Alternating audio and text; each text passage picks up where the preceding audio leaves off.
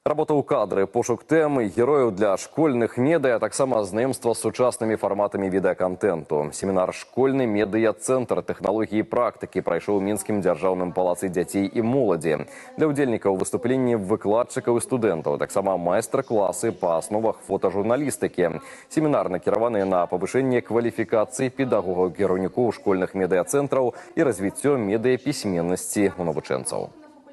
Падчас падобных сустрэч, асабліва экскурсій, калі шматлікія экскурсіі мы праводзім на факультэце журналістыкі для навучэнцаў школ, гімназій, ліцэяў, якраз такі педагогі выказалі жаданне правесці падобны семінар. Таму што сёння гэта вельмі запатрабавана медыаадукацыя. Гэта па сутнасці адзін з галоўных накірункаў у педагогіцы.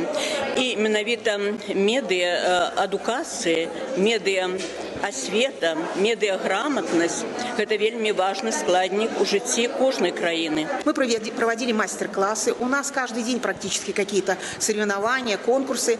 И мы поняли, что этого может быть недостаточно. Мы обратились на факультет журналистики Белорусского государственного университета с просьбой помочь нам в повышении, прямо, скажем так, внедрении принципов медиаобразования и повышении медиакомпетенции педагогов и учащихся в школах столицы.